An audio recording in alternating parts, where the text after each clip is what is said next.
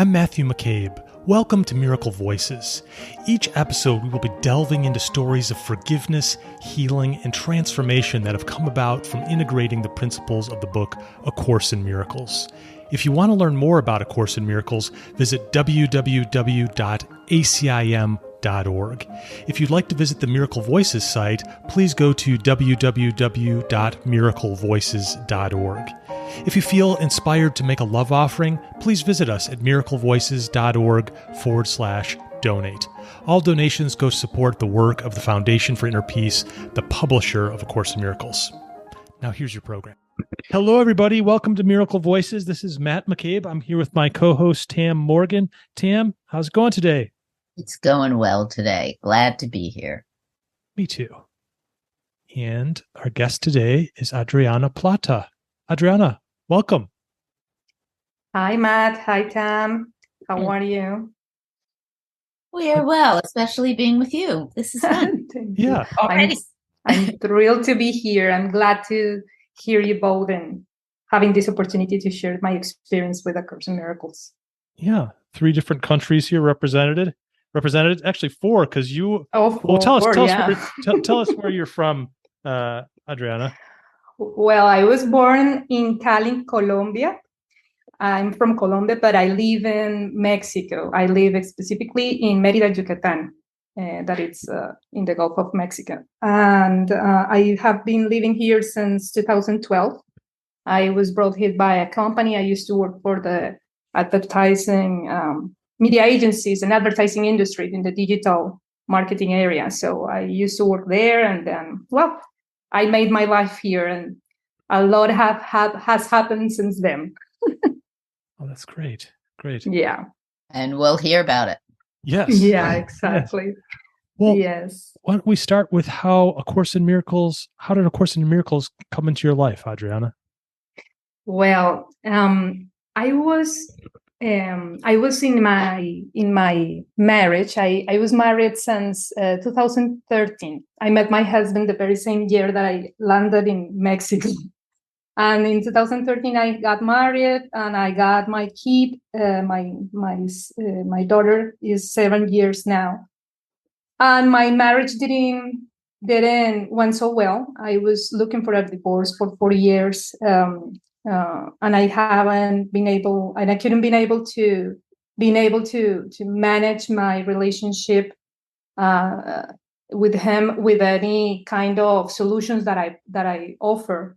I knew that I had to do as well in the conflict as him, and I was already in my own way to search within myself what was going on. And I went to therapy, and I was inviting him to do different things, but the situation never changed. And I was starting to feel like in this deep hole, like darkness, that I couldn't manage what was going on. And I was started to feel depression, and I was really like in a dark place, that everything is looking so good, but within yourself is kind of a hole in your heart, a void that you cannot stand. In 2019 in December, I had a discussion. My relationship wasn't anything about like violence, big violence or anything, but it was really more like emotional distress and all those things. And as I'm a foreign here in Mexico, I didn't have my support system around me, my family and whatever. So I went in this dark mode. And I had a discussion with my ex-husband, and I went to bed crying. And I just couldn't stand anymore that feeling like I was at the verge of hating every single man on the earth. And I just let myself like go in my inner thought process. And I started to speak with whomever could listen to me. My father had died in 1999. And so my thought process was kind of searching for something outside of me to help me with this kind of feelings and thoughts.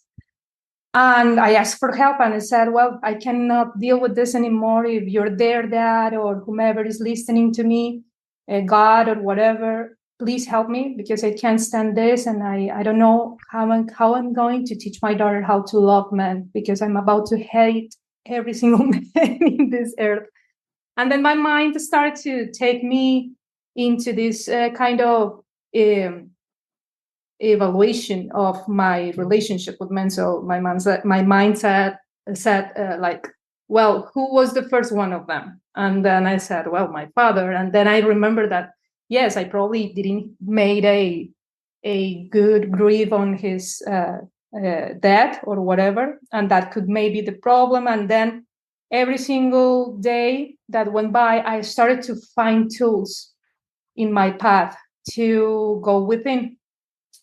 And I was doing my spiritual process again to connect with things, with concept and things that help you always to put order in your mind and stop searching outside of you, how to change things outside of you. So I reencountered with Ho'oponopono. So that tool, I knew that tool in the past, but I wasn't so, I wasn't so active with it.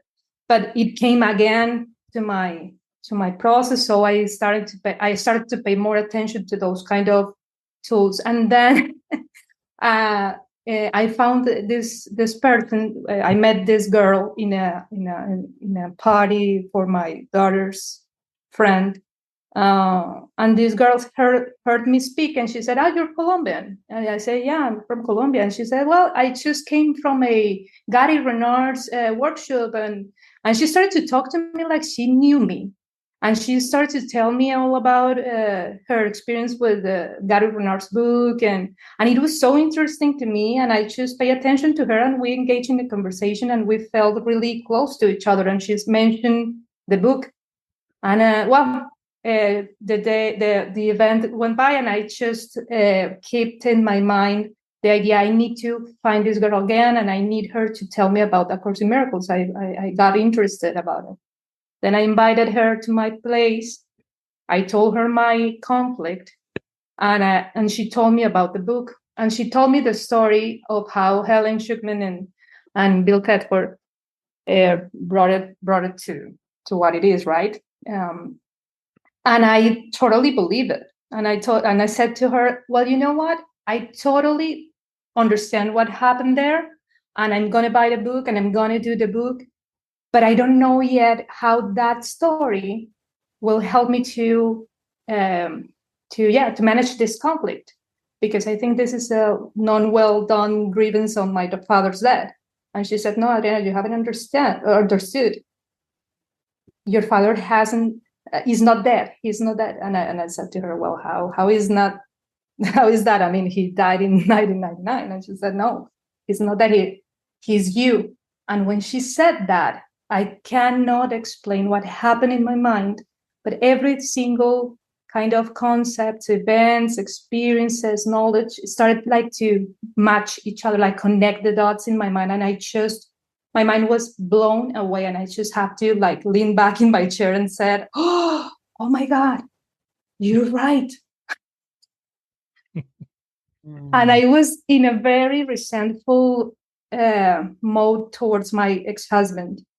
But in that very same second that I just figured things out in my head, like in this instant that oh my God, yeah, my dad didn't die, he's me.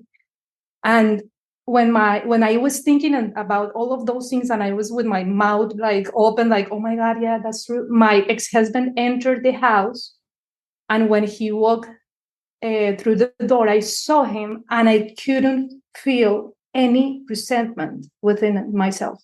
I just saw him and I was like really blown away because I saw him and I couldn't find him guilty of anything. I saw him and I said to myself, oh my God, he's me as well. I mean, it's me.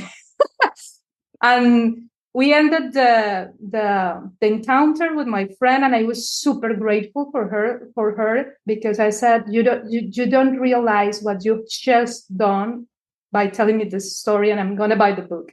Well, I bought the book and I started reading it, into 2020, I think it was my first year, or 2021, I don't remember quite well. And it was like water in the desert. I started to read the text and I was, oh my God, yeah. I was like longing for this information. And in a side of reading the text part, while I was doing chores around the house or whatever, I was reading also Ken Wapnick's book. Well, hearing. I used to do chores like meditation, so I use my time for audiobooks when I'm doing chores. So Ken Wapnick's books and Gary Renard's books, and everything was kind of complete within me. Like, oh yes, this is the piece of my puzzle, and this is what I was lacking of.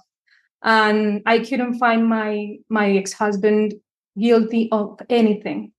And I started to make some changes around our relationship, and it didn't work for the better. I mean, we ended up in a divorce, but it was a divorce with full peace. I did have to do a lot of controversial things, like, for example, leaving him with everything because he didn't want to give anything. And I was very resistant to that before A Course in Miracles, because I thought it wasn't fair. It wasn't fair for him to keep everything that we worked for together. And then in the same year that I was reading the textbook, I really understood deeply the concept of you don't need to do nothing, but not within myself, but in he. I mean, I couldn't expect him to do anything because he was in his position. And I couldn't change him. So if I can change anything outside of me, I am the one who needs to move perception. And I started to do controversial things, leaving everything to him, because if he doesn't want to give anything, then I don't need to remain there in that situation only for materialistic things. And he even requested more things out of me, like the custody of my child and whatever. And I had to say yes to everything. And it was very hard. It was a painful process because that little girl has been with me ever since she was born. I stopped working when I came totally to live with him here in Merida. So my life was all about her, but I had to leave her in order for me to be able to move away from the conflict. And the reason why I was able to do this is because I told my ex-husband, you know what? I'm going to love you no matter what. Maybe not the way that you want me to love you, but we are not going to be ever apart because we are family. We have this girl that bonds us. We are family, even if you don't want it. And I know that I'm not divorcing men. I'm divorcing my ego now. And as for men, I cannot be apart. I said to him, I cannot be apart from him. You are me, I am you, and whatever. So I started to really live my life through these principles. And I spent the whole 2022 doing the lessons. And that was the year that I got my divorce. I finally got my divorce. My life last year was very, very strange because I was also considering to move to United States. I was exploring a relationship with someone new that I found as well through my exploration of A Course in Miracles. And it didn't work either, but it wasn't anything bad. It was just that my entire circumstances brought me into back into Merida and staying here. So the biggest miracle for me with A Course in Miracles has been actually being able to understand my conflict as a part of me that I was putting resistance to meet. And my ex-husband is one part of me. I have been understanding very deeply where my resistance or my ego or my ego is getting in the way for me to feel at peace with whatever. And I just came back here to Merida and started my new life. And now that I'm here, I'm finding my ex-husband being more helpful in some areas, and we still have conflicts, but they are not that deep for me than it was before. And he is giving me support in ways that I didn't expect it. So for me, it's kind of a beautiful way to dance the duality with him. And I find more easily the process of moving from fear to love whenever I found a conflict with him. And it's amazing to live like that. I mean, I wanted to share this story of divorcing my ego because it's actually for me an experience that anything it's apart from us. We might see them as the opposite of ourselves, but they are not. They are just a part of us. So stop crucifying the messengers in my life has helped me to really, really experience inner peace. It's beautiful. Yeah. I want to jump in for a second, if you don't mind, and ask, because as you said, you did a lot of controversial things by needing to let go of norms. And, we dance very carefully in what we call not mixing levels, not going too spiritual above what also we're walking in the world of form. And it seems like your balance of them has been kind of impeccable. I do want to ask about your daughter and about that challenge of having to let go of one of the most difficult things to let go of in classic terms. And how has that kind of turned out now? What form is your relationship with your daughter taking since you stepped out of that intense situation? Well, I gotta say that even if my ex-husband requested full custody of her, he doesn't apply it because he doesn't acknowledge it or recognize it, but that is not what he wants. He wants the best for my daughter. I mean, he might not be the best of the husbands, but he is a great dad. And what happened was that when I let go of everything, he was out of ego tools to do anything else other than be the truth. So what happened was that when I came back, he didn't have any kind of conflict with me spending time with Vera. We don't get into fights or into any kind of we don't have any kind of conflict with timings with our daughter. It's more so like my daughter saying, okay, this weekend I want to spend the weekend with my dad, or I want to do this, or if he has something fun to do with her, he asks me and I just let her go, and the other way around. So my daughter hasn't seen a war in this divorce. She didn't experience that. She did experience for the first time the separation. But as my daughter has been seeing me as well, understanding deeply this concept of love and who we are and whatever, her inner world out of the sudden has been aligning to that as well, even if she's not reading the course. Right.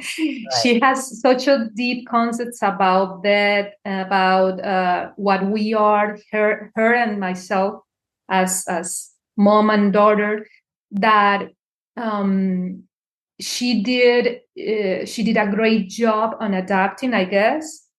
And I made sure that one of the only things that I did wanted to have like a demand on my divorce settlement is for her to have therapy. So ever since we got the divorce and I started to travel back and forth between US and Mexico during the last year, she did have like a weekly session of therapy. And I have been super engaged with the therapist to give her feedback, and she gives me feedback. So in a way, I think this experience, what I have been trying to order inside of her mind. I mean, what I have been trying to do with this experience inside of her mind is to place it in this space where she could realize that separation is just a expansion. It's not actual separation, because whether it is that she's not seeing me physically, that doesn't mean that she doesn't have a mom. That if she's not living with her dad during the weekdays, that doesn't mean she doesn't have a dad, or she doesn't have access to him. Mm-hmm. So in a way, for her, the biggest kind of consequence was to experience this separation or this abandonment. But we all have been experiencing that. So I think that she's doing well. Ever since I just settled here in Merida and I find my place here, and I'm standing up again for myself and whatever, she feels safe. And as she doesn't see that her mom and her dad is fighting for her or fighting for timings with her, it's a normal kid learning the normal things in life. Our biggest concern right now is that she is studying in a bilingual school and she doesn't want to speak English. That's our biggest concern right now. But she's a very, very clever girl, and she's picking up this kind of same learnings that I'm having in such a beautiful way that I don't have to talk to her in terms of the course for her to understand them. Oh, yeah. So it's beautiful. If you do talk to her, if she's like me, it won't resonate nearly as strongly as just being the love that you are. Yeah. Too many words sometimes. Yeah. So my daughter it's living with me during the weekdays, or almost every weekend she's with her dad, but that is not like a norm, you know. So she doesn't find any kind of conflict around her in that term. She sees that her mom sometimes has discussions with her dad or whatever, but whenever I see that she had to witness something, I always take the time to ask her how she's feeling, how she's understanding what happened, so I can make sure that she puts things in order, not to make them like tools for her small ego to make her feel like guilty or anything. Wonderful. So, yeah, it's something that the course is really being helpful for me to guide her. If I didn't have this tool of this beautiful knowledge of A Course in Miracles, I wouldn't been able to experience the divorce like this. I'm sure, because my situation was one of, he didn't want to give up anything and I couldn't leave anything. So, but I was sure that relationship couldn't be the higher expression of love that I can have in a relationship. So it was really a stressful moment in my life. And I'm very thankful too. Sorry. No, go. Don't worry. I think that my mother would have loved to have had the course when she was getting divorced. Yeah. Such a vicious, bitter battle in divorce. And she got it at such a different time. But when she got it years later, even though she and my father were on horrible terms, everything changed. So it can happen at any time, not even just during divorce. It can happen years later. If someone finds it now and they had a horrible relationship, there's always time for it to be healed. Yeah. And you know what? I have always been saying that I'm one of the biggest aspects of the true forgiveness is that it will give you gratefulness at the end. I mean, if you are, I don't know if I said that right, but gratitude, yes. Gratitude. Yeah. Sorry. Thank you, Matt. Thank you. Yeah. Gratitude. The true forgiveness leaves you in a gratitude mode. It's so intense. I cannot express it like physically how you feel it. It's really like a huge release. I think, when we see our priorities being met, I mean, we have priorities on a spiritual path. We have priorities certainly doing the course practice so that it mirrors and merges with our life, within our life. But I chose a man because my father had a very hard time ever telling his children that he loved them. And he was a very, very challenging man. And I chose a man who I knew could tell his child that he loved him. And we ended up a similar situation where we didn't work out together in a marriage. And people would get very upset with me because he wasn't very forthcoming with child support. But it was so secondary to me watching him be able to be loving to our son. And that I always held throughout everything, whether we disagreed, whether we, whether there wasn't money there, whatever it was, I saw him loving our child. And that's what. Wow, you've had quite a journey, Adriana. I mean, just from someone talking to you at a party about Gary Renard and his book, like you went right. Usually it's the path is we believe we're the dream figure, then we're split-minded, and then you kind of have the dreamer of the dream like awareness is kind of the progression typically you hear. I mean, it varies for people, but you jumped right to the he's you, your dad, he's you. And that's kind of, I could see where that really had an impact. You were probably thinking and digesting that conversation for a while afterwards, I imagine. And I wanted to ask if what you do now when you get in a difficult spot, like just practical guidance when you get really upset and you're an ego storm and it seems like this Course in Miracle stuff doesn't work. It doesn't make sense. I can't get centered. There's a lot of resistance. What do you do now? Well, first of all, it's funny because I never questioned the Course. Never. That Course gave me that huge revelation that my father is me and that my ex-husband is me and that everything is me, that I have never questioned the Course. So whenever I feel in this ego storm, in Spanish, we call it with my friend Rebecca, the one that introduced me to A Course in Miracle, ego pancho. You need to learn that word, Matt. Okay. So I will tell you about it later. Okay. But when I meet that ego storm, I never question the Course because I know that I'm wrong. I am the one who's wrong. So I know for sure that my ego is just kicking my, So what I do is that I don't reject the feelings. I was very, very self-conscious about my anger management because I have been always very temperamental. But I have been always very, very tough. So I have been always very self-conscious about it, and I used to control that, and I used to put resistance within myself and hate that part of myself.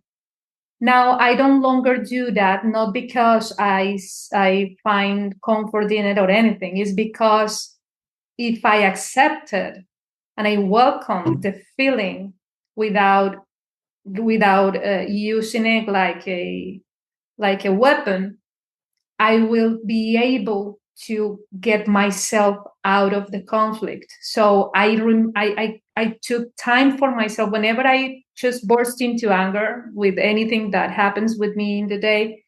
I just be aware of it afterwards. I'm learning faster to do that. I mean, I'm learning to do it faster because it is not a pleasant feeling, but I kind of hold the feeling to just be able to dissect it. And I do ask for the Holy Spirit, Holy Instant or Holy Spirit presence with whatever word that I can come up with, like, okay, Holy Spirit, come now, or Holy Instant, or please, God, let me see it right. I mean, I know that I'm wrong. What is the truth here? Whatever word that my mind brings about the Course in Miracles will do. Yes, that's exactly where we respond from. Yeah. Speaking of responses, Matt. Yes. Well, that's great that Adriana, that you can go right to the gratitude mode. When I'm in an ego storm, I have a difficult time jumping right to the gratitude. I usually marinate in a vat of all these negative emotions before I move on to gratitude. But that's great that you can do that. I do want to ask, what we have a tradition of asking a favorite comfort food to guests. What's your favorite comfort food? You got a lot of them down there in the Yucatan Peninsula. Is there one that sticks out, maybe from Colombia or from Yucatan? Yeah, that's a beautiful thing to respond. I do have from both countries. So from Colombia, I would say that empanadas, but from Cali, Colombia. The empanadas from Cali, Colombia are really good. Yes. The sancocho from Colombia. Sancocho is a soup with a lot of things on it, but it's so tasteful. Tasteful is like a discomfort for the heart. The sancocho. And Mexico it's not from Yucatan per se, but Mexico has this soup that it's called pozolillo, not pozole, but pozolillo. And pozolillo for me, it's one of my favorite foods. And here in Yucatan Peninsula, I gotta say tacos de cochinita. Tacos de cochinita or tortas de cochinita. That it's kind of a taco or a sandwich made with pork, beef, shredded beef, pork shredded pork on it. So you will see, Matt. There's a lot of foods here that are very tasteful, but those are my favorites. Well, that's wonderful. That's really nice. Good to get a few different ones there. Well, Adriana, thank you so much for coming on Miracle Voices and sharing your miracle voice. We really appreciate it. Good luck with everything down in Merida, and we look forward to chatting with you soon. Absolutely. Oh, thank you. Thank you, Tam. Thank you, Matt. I hope this can be helpful for other women. I know for sure that we as women are in this process of unveiling our true self that was more kind of asleep, I think. And I hope this helps other women to find another way of helps men too. The men listening too, that helps. Yeah. Thank you, Adriana. Yeah. Thanks so much for listening today. Please subscribe to Miracle Voices by hitting the subscribe button on your podcast app. If you are enjoying these conversations, please consider leaving us a review on Apple Podcasts, Spotify, or whatever podcast app you use. And lastly, please visit us at miraclevoices.org and join our newsletter so we can stay connected. Until the next podcast, I want to leave you with my favorite Course quote: "When you want only love, you will see nothing else."